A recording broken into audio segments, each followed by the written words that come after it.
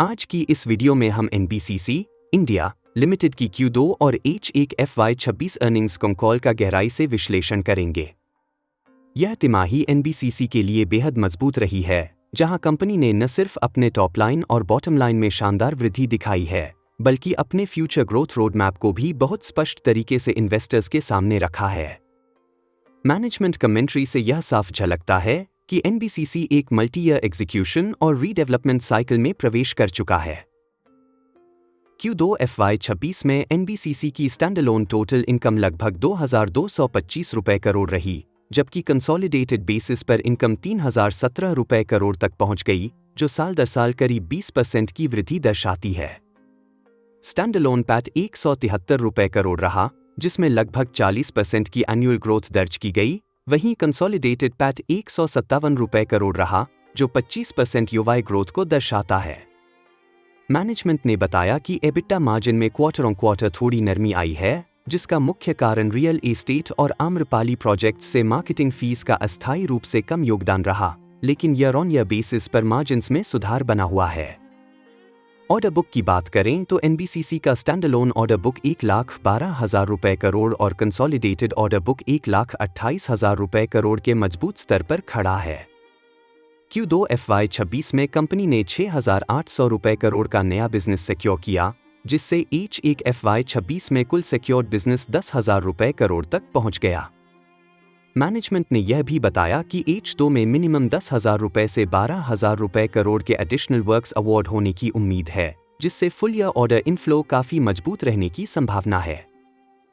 Redevelopment projects NBCC के business model का एक बहुत बड़ा पिलर बन चुके हैं। H1 FY26 में GPRA रीडेवलपमेंट से 1,021 रुपए करोड़ का टॉपलाइन कंट्रीब्यूशन आया।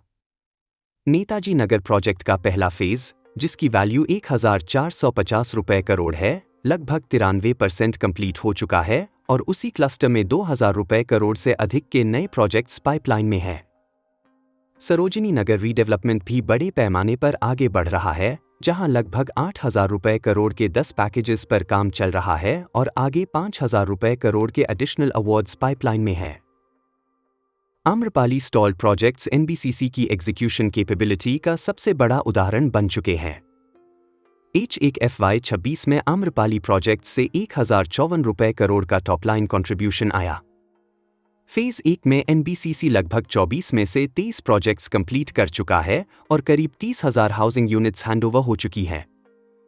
केवल आदर्श आवास योजना प्रोजेक्ट बचा है, जिसे जून 2026 तक पूरा करने का टारगेट रखा गया है।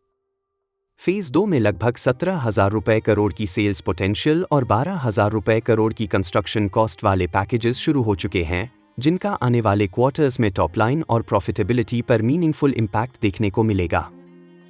मैनेजमेंट ने एग्जीक्यूशन में देरी को लेकर भी ट्रांसपेरेंसी दिखाई। रीडेवलपमेंट और सेल्फ सस्टेनेबल मॉडल वाले प्रोजेक्ट्स जैसे महाप्रे और JK प्रोजेक्ट्स में अप्रूवल्स और फंडिंग स्ट्रक्चर के कारण समय लगता है। अब हडको द्वारा क्लाइंट साइड लोन सैंक्शंस मिलने के बाद इन प्रोजेक्ट्स के एग्जीक्यूशन में तेजी आने की उम्मीद है। मैनेजमेंट के अनुसार फिलहाल लगभग 34,000 रुपए करोड़ के प्रोजेक्ट्स रनिंग स्टेज में हैं, जो अगले 18-36 महीनों में रेवेन्यू में कन्वर्ट होंगे। रियल एस्टेट स्ट्रैटेजी में एनबीसीसी ने एक अहम बदलाव किया है। भुवनेश्वर जैसे प्रोजेक्ट्स में आउटराइट सेल के बजाय लीसिंग मॉडल अपनाया जा रहा है, जिससे रिकरिंग रेंटल इनकम जनरेट होगी और एसेट कंपनी के बैलेंस शीट पर बनी रहेगी। FY26 में रियल एस्टेट रेवेन्यू लगभग 65 रुपए करोड़ रहने की उम्मीद है, जबकि FY27-FY28 में घिटोरनी और 37D गुरुग्राम जैसे बड़े प्रोजेक्ट्स से टॉपलाइन और पैट में शार्प जंप देखने को मिल सकता है। मैनेजमेंट ने FY28 के लिए 25,000 रुपए करोड़ टॉपलाइन और लगभग 2,000 रुपए करोड़ पैट का लॉन्ग टर्म विजन दोहराया है। प्रॉफिटेबिलिटी आउटलुक पर मैनेजमेंट ने गाइडेंस दी है कि FY26 में consolidated revenue 14,000,15,000 crore, EBITDA margin 6.5% और पैट मार्जिन 7-8% के आसपास रह सकती है। जैसे जैसे high margin real estate projects commercialise होंगे, एबिटा मार्जिन्स मीडियम टर्म में डबल डिजिट तक पहुंचने की भी संभावना जताई गई है।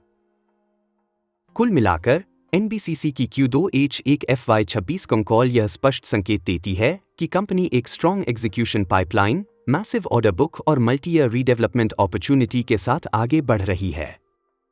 PSU होने के बावजूद NBCC ने consistent profitability, asset light PMC model और लार्ज रीडेवलपमेंट प्रोजेक्ट्स के दम पर एक स्ट्रक्चरली स्ट्रॉन्ग ग्रोथ स्टोरी बनाई है। अंत में एक महत्वपूर्ण डिस्क्लेमर, यह वीडियो केवल शैक्षणिक उद्देश्य के लिए बनाया गया है। यह किसी भी प्रकार की निवेश सलाह नहीं है।